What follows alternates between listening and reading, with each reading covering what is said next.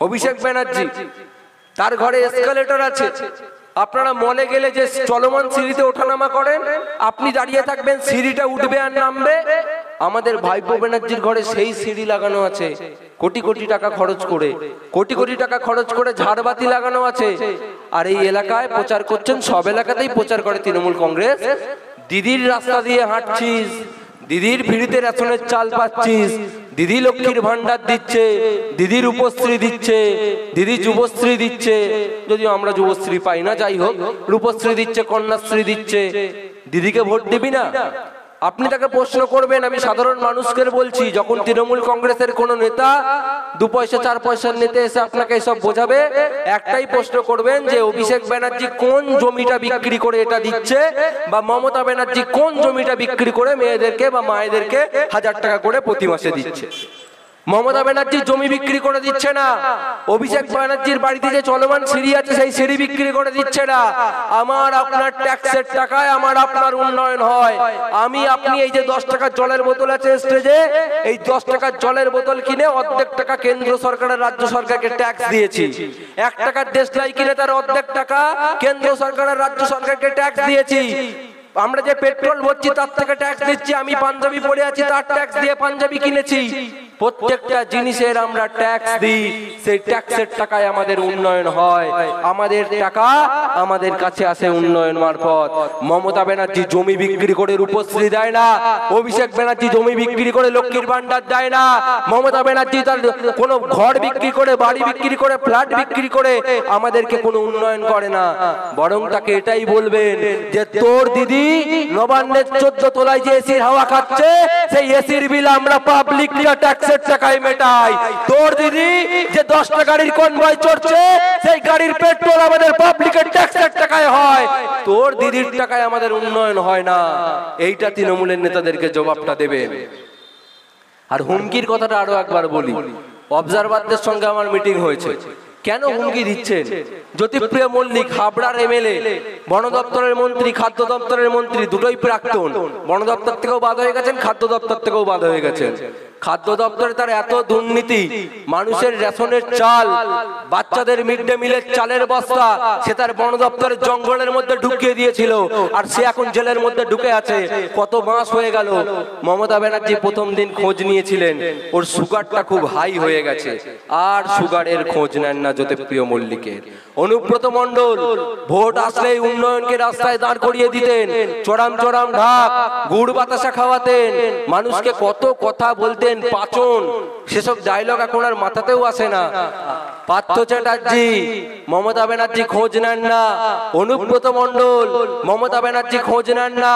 জ্যোতিপ্রিয় মল্লিক, মানিক, কারুর খোঁজ মমতা ব্যানার্জি নেন না। আপনি তো পাড়ার 2 পয়সার নেতা। পার্থ ভৌমিক আপনাকে চেনে না। আপনি কার ভরসায় হুমকি দিচ্ছেন? দুদিন পরে গ্যারেজ হয়ে গেলে কে দেখবে? সেই আইএসএফ এর লয়ার আমাদের অ্যাডভোকেট জামিল হোসেন গিয়ে আপনাকে ছাড়াবে। সুতরাং এখন থাকতে সাবধান হয়ে যান। একবার গ্যারেজ হয়ে গেলে মমতা ব্যানার্জি তো দূরস্থান, আপনার পঞ্চায়েতের নেতা, আপনার ব্লকের নেতা আপনার পাশে থাকবে না।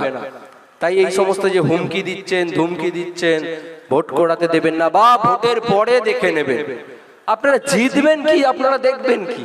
আপনারা তো এই ব্যারাকপুর লোকসভা কেন্দ্রের লক্ষ লক্ষ ভোটে হারবেন, আপনারা ভোটের পরে কি দেখবেন? আমি আশ্চর্য হয়ে যাই। সবাই বলছে তৃণমূল কংগ্রেস, তৃণমূল কংগ্রেসকে ভয় পাওয়ার কি আছে? আরে ওদের কিচ্ছু নেই, সমস্ত কিছু শেষ হয়ে গেছে। যা ছিল ছিল, আগের পঞ্চায়েত নির্বাচনে দেখেছি। কিন্তু এখন আর তৃণমূল কংগ্রেসের কিছু নেই। কারণ যখন তৃণমূল কংগ্রেসের দাপট ছিল, তখন সেই সময় আইএসএফ ছিল না। আইএসএফ যখন থেকে তৈরি হয়েছে, তৃণমূল কংগ্রেসের সুপ্রিমোর রাতের ঘুম হারাম করে দিয়েছে। আমাদের একটা চেয়ারম্যান, আমাদের একটা এমএলএ, তার নিদ্রাহীন, ক্লান্তিহীন তিনি যেভাবে ঘুরে চলেছেন, 42 দিন জেল খাটানো, 21শে জানুয়ারি আমাদের এখনো ভাবলে গায়ে কাটা দেয়।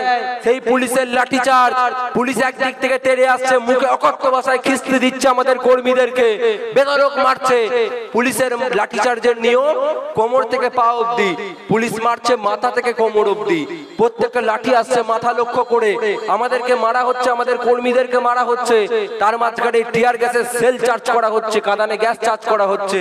আমাদের চেয়ারম্যান, আমাদের সাধারণ সম্পাদক সহ আমাদের নেতৃত্বদেরকে টেনে হিড়ির করে টেনে পিজন ভ্যানে তোলা হলো। আমাদের চেয়ারম্যানের মাথার টুপিটা তার ধর্মের সিম্বল, তার ধর্মের প্রতীক, সেটাকে ফেলে দেওয়া হচ্ছে পুলিশের দ্বারা। আর তারপরে যখন তাকে লালবাজারে নিয়ে যাওয়া হলো গভীর রাতে সব অফিসাররা আসতেন, বড় বড় অফিসাররা এসে অফার, মন্ত্রিত্বের অফার, টাকার অফার, এই যারা পাড়ায় পাড়ায় বলছেন, আর তৃণমূল বলছে বিজেপির কাছে বিক্রি হয়ে গেছে। সেই কারণে আইএসএফ এর নামে মিথ্যে প্রচার সর্ব জায়গায়। যদি তৃণমূলের কাছে বিক্রি হওয়ারই ছিল, 3টে মন্ত্রিত্ব দিত নওশাদ সিদ্দিকীকে, ওই 42 দিন জেলও খাটতে হতো না। আজকে তার কনভয় থাকতো রাস্তায়, 50 টাকার কনভয় নিয়ে তিনি ঘুরতেন, 3টে মন্ত্রিত্ব হতো তার, তিনি মন্ত্রী হতেন। তিনি কিন্তু বিক্রি হননি, 42 দিন জেল কেটেছেন, 42 দিন। মমতা ব্যানার্জি ভেবেছিলেন আইএসএফটাকে শেষ করে দেবেন। ভাঙড়ে যখন 42 দিন চেয়ারম্যান জেলে, তখন ভাঙড়ে প্রতিদিন রাত্রির বেলা পুলিশ যেতেন, সার্চ অপারেশন চলতো, বাড়ি বাড়ি থেকে আমাদের কর্মী সমর্থকদেরকে তুলতো।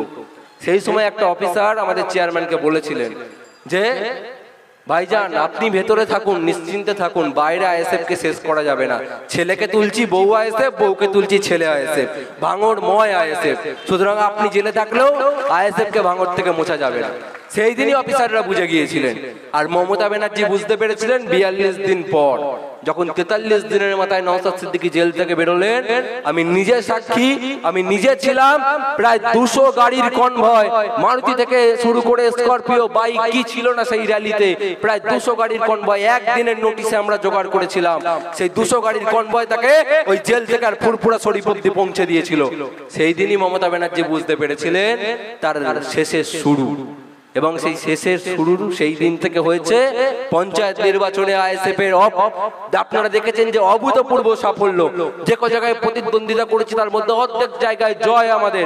বিভিন্ন জায়গায় আইএসএফ এর কর্মীদের উপর সন্ত্রাস চলেছে, তারপরেও আমাদের কর্মীদেরকে ওরা, আমাদের কর্মীদের মেরুদণ্ড করা ভাঙতে পারেনি, আমাদের কর্মীদেরকে ওরা কিনতে পারেনি। তাই জন্যই আইএসএফ এর উপর এত রাগ।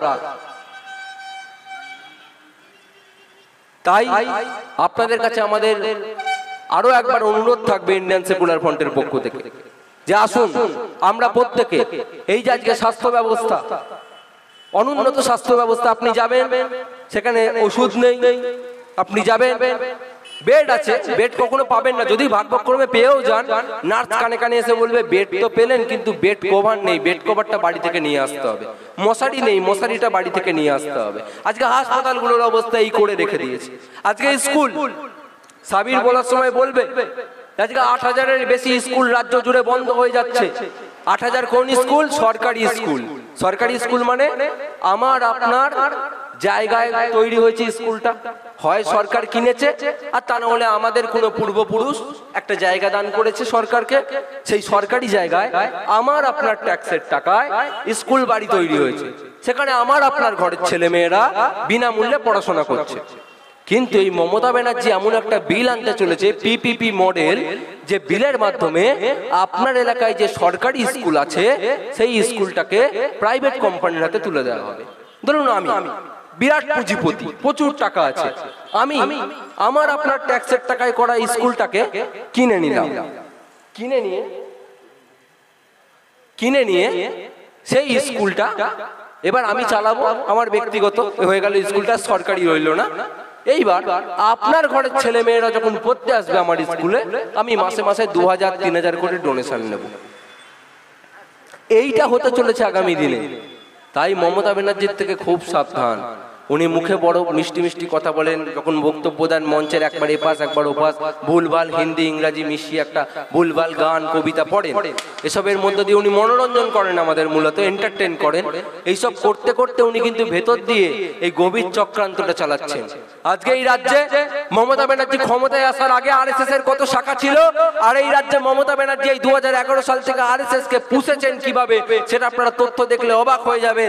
দক্ষিণ 24 পরগনায় যেখানে একজন মাত্র এমএলএ নওশাদ সিদ্দিকী বিরোধীদের, বাকি সমস্ত এমএলএ তৃণমূল কংগ্রেসের। আর এই রাজ্যের সব থেকে বেশি আরএসএস এর সদস্য, এই রাজ্যের সব থেকে বেশি আরএসএস এর শাখা যদি কোথাও থাকে সেটা দক্ষিণ 24 পরগনা। তাহলে আরএসএস এর চাষ কারা করছে, বিজেপির দালাল কারা, এটা বুঝতে অসুবিধা হয়। একটা গোটা জেলায় সমস্ত এমএলএ তৃণমূল কংগ্রেসের, আর সেই জেলাতেই সব থেকে সংগঠন মজবুত আরএসএস এর। আজকে এই সরকারি স্কুলগুলোয় আরএসএস এর ট্রেনিং হচ্ছে, লাঠি খেলা, পড়াশোনা নেই, অর্ধেক দিন স্কুল বন্ধ।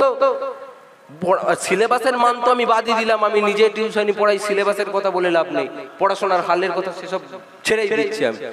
সবাইকে পাস করিয়ে দাও, পাস করিয়ে দেওয়ার পরে কি হবে, যখন চাকরির পরীক্ষা দিতে যাচ্ছে তখন আর সেখান থেকে ফিরে চলে আসতে হচ্ছে। চাকরি নেই, শিল্প নেই, কৃষিকাজ যারা করছেন, যারা কৃষক আছে তারা ভালো জানবেন যে সারের দাম কোথায়, সেই তুলনায় ফসলের দাম কোথায়।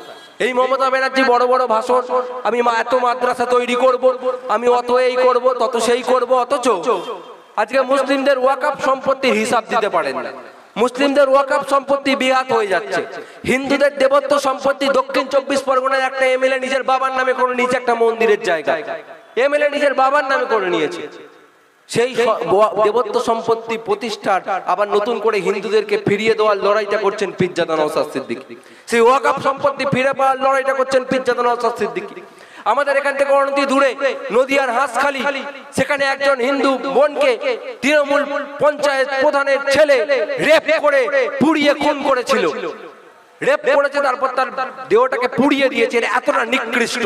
আর তারপরে যখন তার বাবা, সেই মেয়েটার বাবা, সে অন্ত্যেষ্টি ক্রিয়া করতে বসেছে, শ্রাদ্ধ করতে বসেছে, সেই শ্রাদ্ধতে এলাকার পুরোহিতকে এই নির্লজ্জ তৃণমূল ওই শ্রাদ্ধে বসতে বাধা দিয়েছে, পুরোহিতকে পর্যন্ত আসতে দেয়নি। সেইখানে আমাদের চেয়ারম্যান, আমাদের বিধায়ক নওশাদ সিদ্দিকী সেই হাঁসখালিতে সেই মৃত মহিলার বাড়িতে দাঁড়িয়ে থেকে তার বাবাকে আশ্বাস দিয়ে পাশের গ্রাম থেকে পুরোহিত আনিয়ে সেইখানে তার শ্রাদ্ধ করেছেন আমাদের বিধায়ক নওশাদ সিদ্দিকী। কোন হিন্দুত্বের ধ্বজাধারী বিজেপি নেতা যায়নি, কোন তৃণমূল নেতা যায়নি, আমাদের বিধায়ক নওশাদ সিদ্দিকী গিয়েছিলেন। আমরাই বিকল্পের, এই জন্য আমরা বিকল্পের কথা বলছি, শুধু মুখে বড় বড় বাতেলা দিচ্ছি না, আমরা বিকল্পের কথা বলছি এই জন্যই যে আমাদের চেয়ারম্যান, একমাত্র আমাদের চেয়ারম্যান, গর্ব করে বলছি, যিনি সব বুথে বুথে গিয়ে সৌজন্যের বার্তা দিচ্ছেন, বারবার করে বলছেন কেন নিজেদের মধ্যে মারামারি করবেন। আগে আমি অতটা বুঝতাম না, কিন্তু এই ইলেকশন এজেন্ট হওয়ার পরে সত্যি কথা বলছি, আপনাদের সঙ্গে একটা অভিজ্ঞতা শেয়ার করি। প্রতিদিন মিটিং হচ্ছে, বললাম, হয় ব্যারাকপুর এসডিও অফিস, না হলে বারাসাত ডিএম অফিস, প্রতিদিন যেতে হচ্ছে, অফিসারদের সঙ্গে মিটিং হচ্ছে। 14 জন প্রার্থী, 14 জনের পক্ষ থেকে একজন করে আসছে, তৃণমূল আছে, বিজেপি আছে, আমরা আছি, আরো এরকম 10টা প্রার্থীর একজন করে আছে, মোট 14 জন। আমরা এক টেবিলে বসে মিটিং করছি, একটা ছোট ঘর, এরকম ছোট ঘর, সেখানে 4টে এসি চলছে, আমার আপনার ট্যাক্সের টাকায় 4টে এসি চলছে, সেখানে একটা সুন্দর টেবিল, আমরা 14 জন বসে মিটিং করছি। চা আসছে, সুন্দর কাপ প্লেটে করে চা, তারপরে শনপাপড়ি আসছে, কাজু বাদাম আসছে, পাস্তা আসছে, আমরা বসে বসে খাচ্ছি, মিটিং করছি। তৃণমূলের এজেন্ট আমার পাশে বসে আছে, বিজেপির এজেন্ট আমার পাশে বসে আছে, আমি তাদের পাশে, সবাই আমরা একসঙ্গে বসে গল্প করছি, হাসছি, খাওয়া দাওয়া করছি, মিটিং করছি। তাহলে আমরা যদি এসি ঘরে বসে এই সৌজন্যতার রাজনীতি করতে পারি, আপনারা বুথ লেভেলে কেন অশান্তি করবেন? আজকে তৃণমূল কংগ্রেসের যে কর্মীটা, আজকে তৃণমূল কংগ্রেসের যে 2 পয়সার মস্তানটা আমাদের আইএসএফ এর কর্মীদেরকে হুমকি দিচ্ছেন, তাদেরকে একটা কথাই বলবো যে ভাই, তুমি যখন পাত্র ভৌমিকের কথায় তুমি নিশ্চয়ই হুমকিটা দিচ্ছ, তুমি বলো যে হ্যাঁ দাদা, আমি দেখে নেবো, আমি ভোটের পরে আইএসএফ এর কর্মীদেরকে দুগা দেবো, কিন্তু এই দুগা দেওয়াটা শুরু করবে পাত্র ভৌমিক এসে। পাত্র ভৌমিক আগে আইএসএফ এর একটা কর্মীর গায়ে হাত দিক, তারপরে আমি মারবো, তারপরে তৃণমূলের নিচতলার কর্মীরা মারবে আইএসএফ এর কর্মীদেরকে। পাত্র ভৌমিক কিন্তু কারুর গায়ে হাত দেবে না, উনি কিন্তু হাত তুলে গাড়ির কাঁচ তুলে এসি চালিয়ে দিয়ে পালিয়ে যাবে, মরবেন কিন্তু আপনি, খুব ফাঁসা ফাঁসবেন। পোস্ট পোল ভায়োলেন্সে যদি করার চেষ্টা করেন যে ভোটের পরে বুঝে নেবো, ভোটের পরে বাড়িটা ভেঙে দিলাম, দুগা দিলাম, ভোটের দিনকে গন্ডগোল করলাম, বুথ জ্যাম করলাম, এটা পঞ্চায়েত ভোট নয়।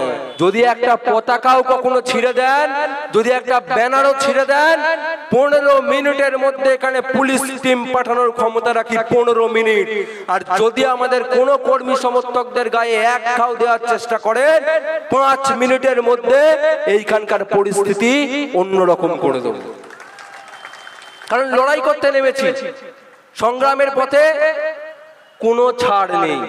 আমাদের কর্মীদের গায়ে হাত দিলেও আমরা সেই ব্যবস্থা, না আমরা মারবো না, আইনের পথে এমন ব্যবস্থা নেব, আপনি সেই দিন বুঝতে পারবেন। আমার বক্তব্য